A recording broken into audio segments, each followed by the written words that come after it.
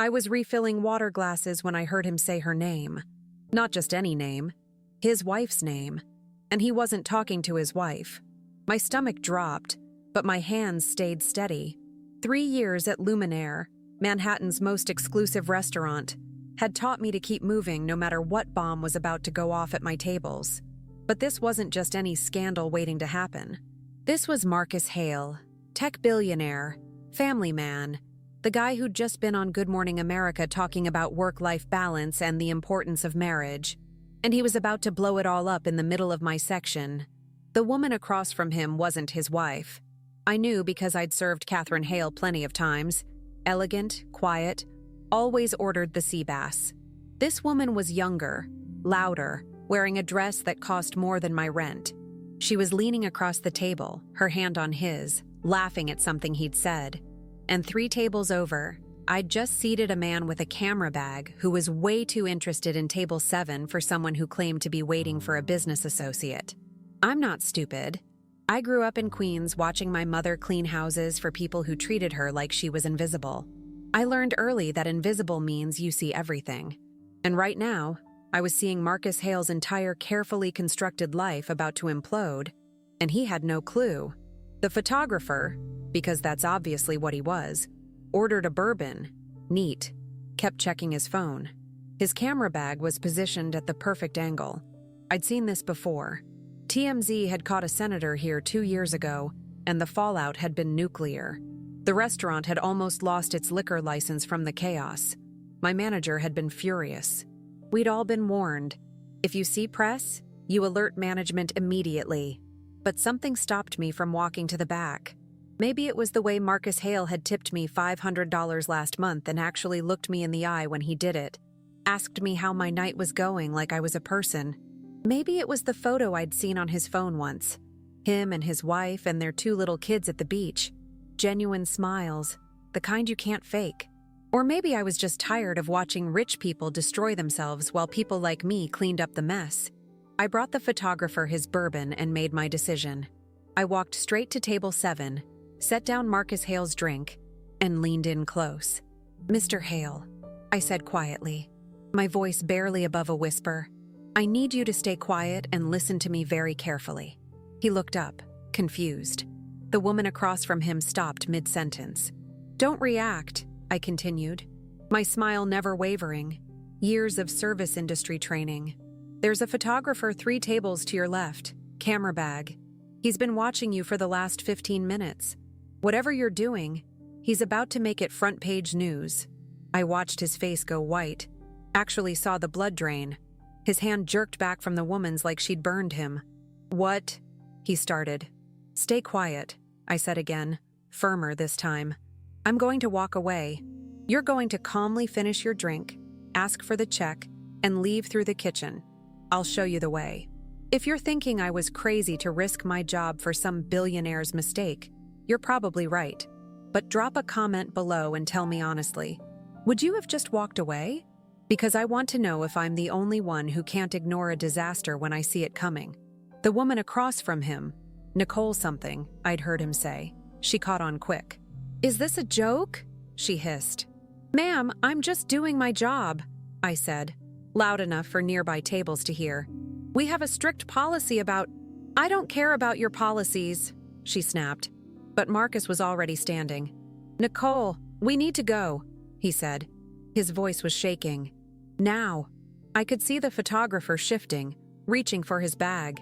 We had maybe 60 seconds. "Follow me," I told Marcus, my heart pounding so hard I thought everyone could hear it. "Both of you. Quickly." I led them toward the back, past the bathrooms, toward the kitchen entrance. Other servers stared. A busboy stopped mid-stride. I didn't care. My manager, Richard, stepped out of his office. "Ava, what the hell?" "Emergency exit needed," I said, not breaking stride. "VIP situation." Richard's eyes went wide when he saw who I was escorting. Marcus Hale wasn't just any customer. He'd hosted 3 charity dinners here, brought in serious money. Richard stepped aside. The kitchen was chaos as always. Chefs shouting, pans clanging, heat and steam everywhere. I navigated through it like I'd done 1,000 times, toward the service exit that led to the alley. Marcus and Nicole followed, her heels clicking on the tile floor, completely out of place among the industrial steel and grease. I pushed open the heavy door. Cold November air hit us. "There's a car service entrance around the corner," I told Marcus. "Go left, stay close to the building. Don't stop." He stared at me. "Why are you doing this?"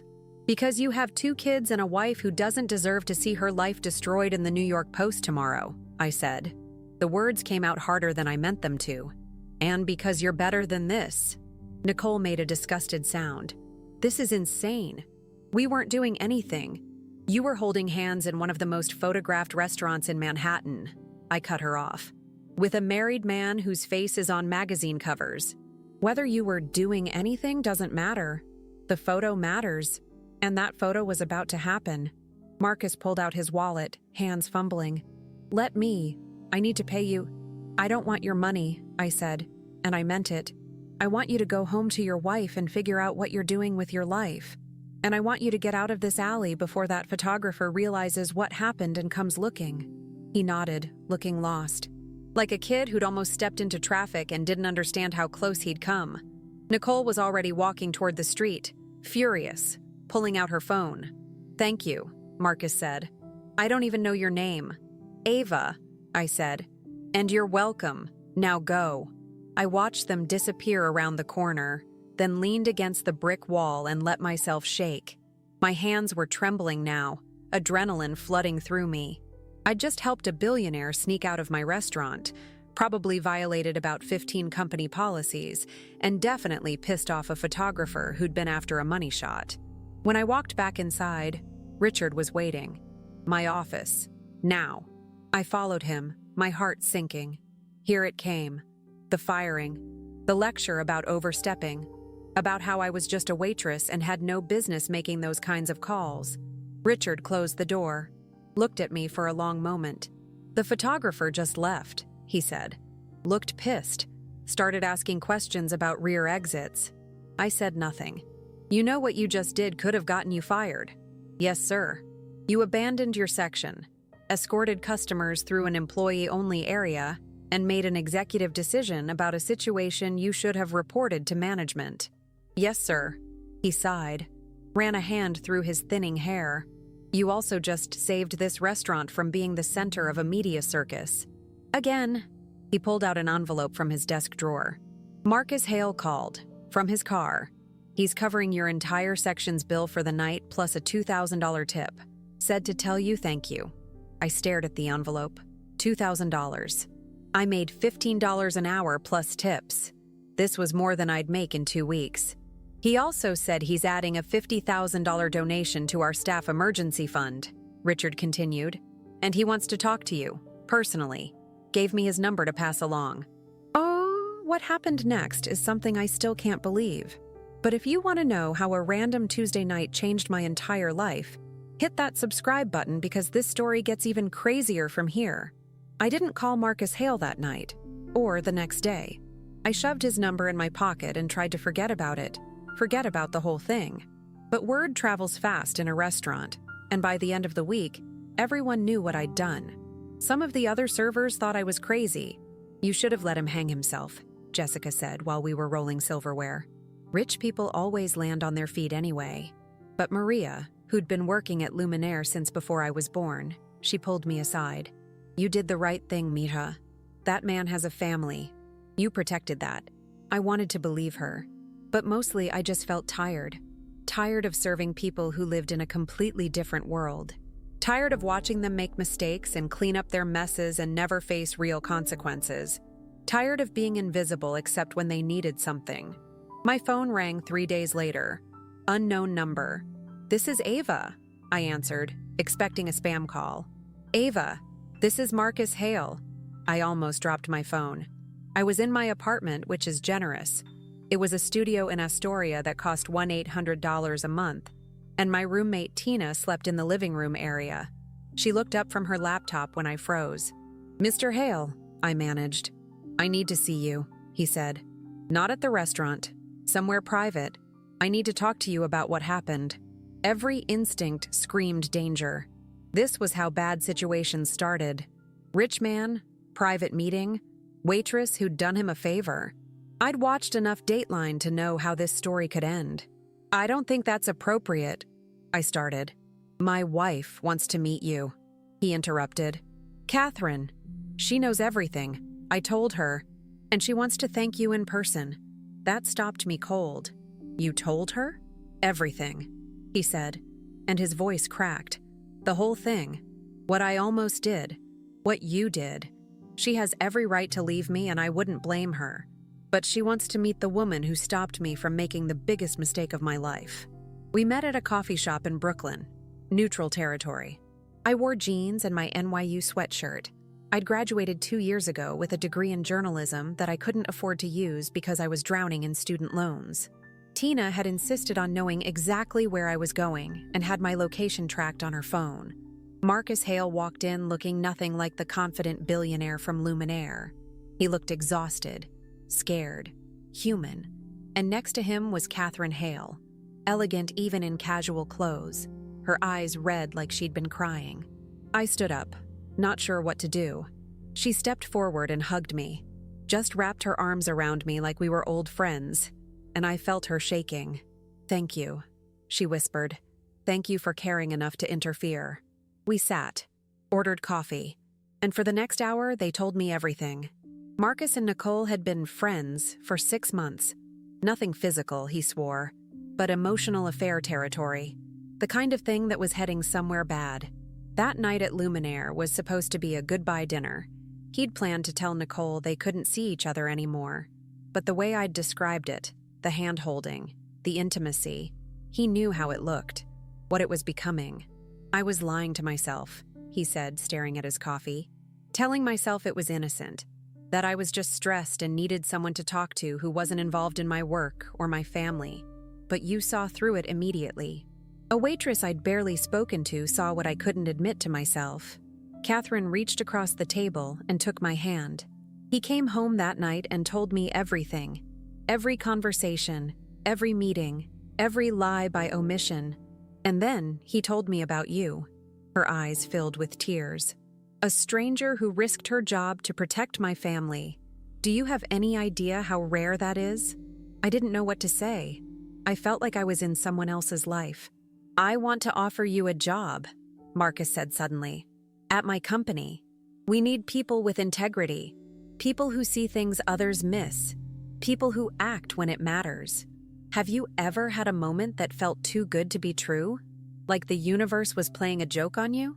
Drop a comment and tell me about it, because I'm still not sure I didn't dream this entire conversation. I don't have tech experience, I said carefully. I'm a waitress with a journalism degree and $60,000 in student debt. You have something better, Catherine said. You have judgment, ethics, and the ability to act under pressure. Marcus's company is worth billions, but he's been having problems with corporate culture. People who care more about profit than doing the right thing. He needs someone who understands what it means to make hard choices. I don't even know what job you're offering, I said. Marcus leaned forward. Head of our ethics and compliance division. $150,000 starting salary. Full benefits. Student loan repayment assistance.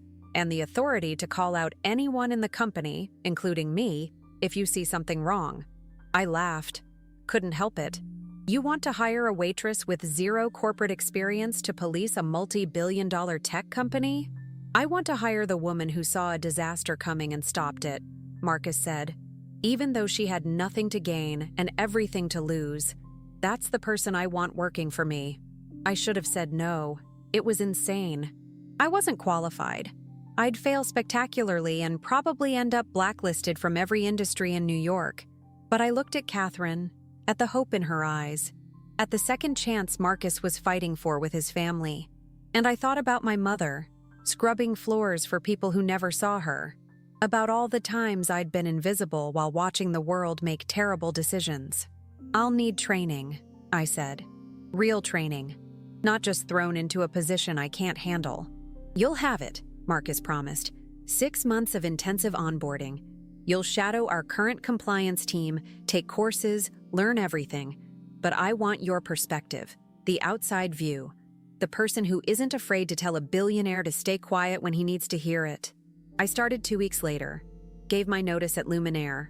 Richard wasn't surprised. "You were always too smart for this place," he said, and hugged me goodbye. Maria cried and made me promise to come back for dinner. Jessica told everyone I'd slept my way into a corporate job, but I didn't care. I knew the truth. The first month was terrifying. I was surrounded by MBAs and law degrees, people who spoke in acronyms I didn't understand. But I watched, listened, asked questions, and slowly, I started to see the same patterns I'd seen in the restaurant. People pretending not to notice problems, looking away from uncomfortable truths, protecting powerful people instead of doing the right thing. 3 months in, I caught a senior VP falsifying safety reports on a new product. He was furious when I flagged it, threatened to have me fired, went straight to Marcus. Marcus called us both into his office. The VP was confident, smug. I was sure I was done. "Explain what you found," Marcus said to me. I laid out the evidence, the altered reports, the potential risks, the cover-up. My voice shook, but I didn't back down. Marcus turned to the VP. "You're fired. Security will escort you out. Ava, implement whatever changes are needed to make sure this never happens again." The VP started shouting. Marcus didn't flinch. "Ava stopped me from destroying my family. You think I'm going to ignore her when she's trying to protect my company? Get out." That's when I knew this was real. That I hadn't just been hired as a token. That maybe, just maybe, I could actually make a difference here. This is the part where everything changed for me. Where I went from invisible to invaluable. And if you think this story is just about a lucky break, stick with me till the end. Because what I learned about power, justice, and standing up for what's right is something everyone needs to hear. Subscribe so you don't miss how this plays out. A year later, I was testifying before Congress. Not something I ever imagined when I was serving Chateau Margaux to Manhattan's elite. But we'd uncovered a massive data privacy scandal. Not at Marcus's company, but at one of our competitors. And because I'd built a reputation for actually giving a damn about ethics, legislators wanted to hear what I had to say. I sat in that hearing room, cameras everywhere, senators asking me questions, and I thought about my mother, about how she'd cleaned houses in silence, how she'd been invisible her entire working life, how she'd taught me to notice everything, to care about people, to do the right thing even when no one was watching. "Ms. Torres," the senator asked, "what made you decide to blow the whistle on these practices?" I looked at the microphone, at the people in the gallery, at Marcus and Catherine sitting in the back row, supporting me.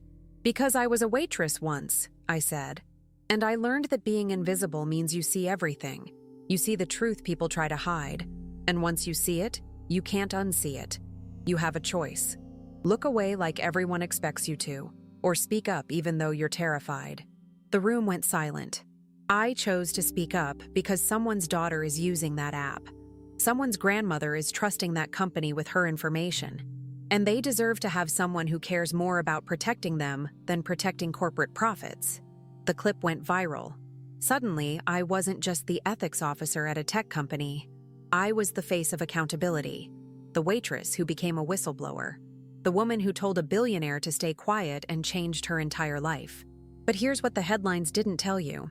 It wasn't easy. I lost friends who thought I was being self-righteous, got death threats from people who hated what I represented, spent nights terrified I'd made a massive mistake, that I should have stayed invisible, stayed safe. Marcus and Catherine became like family. They had me over for dinner with their kids. Catherine and I became genuine friends. She started a foundation for workplace ethics, and I helped her build it. Marcus kept his promise, paid off my student loans, made sure I had every resource I needed to do my job right. But the real change was internal.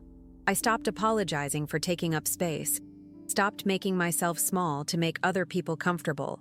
I'd spent so many years as a waitress, trained to be pleasant and invisible and never challenge anyone, learning to use my voice, to trust my judgment, to stand firm when powerful people tried to intimidate me.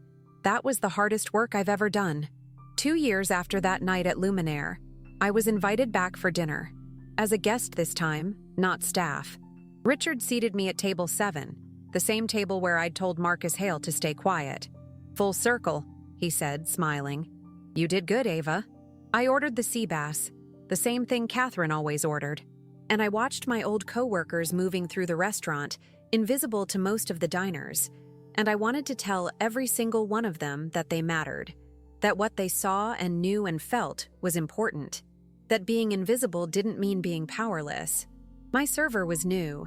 Young girl, maybe 22, nervous hands. "What's your name?" I asked when she brought my wine. She looked surprised. "Maya. Maya, I used to work here. At this exact table, actually. And I want you to know something." I waited until she made eye contact. "Pay attention to everything. What you see, what you notice, what feels wrong. It matters. You matter. Don't ever let anyone convince you otherwise." She nodded, confused but polite. Maybe she thought I was just another weird rich person. Maybe she'd forget the conversation in an hour. But maybe, just maybe, one day she'd remember. And maybe she'd speak up when it mattered. Because that's what I learned that night I told Marcus Hale to stay quiet. Power isn't just about money or titles or corner offices.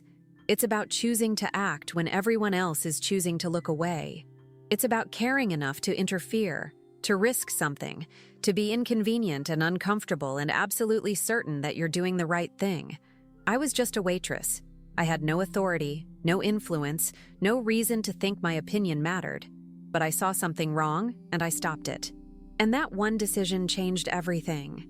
Not just for Marcus and Catherine, though I like to think I helped save their marriage. Not just for me, though obviously my life is unrecognizable now compared to 3 years ago. But for everyone who's ever felt invisible, powerless, like their voice doesn't matter. You matter. What you see matters. And sometimes the most important thing you can do is tell someone to stay quiet when they're about to destroy themselves. Marcus and Catherine's kids are teenagers now.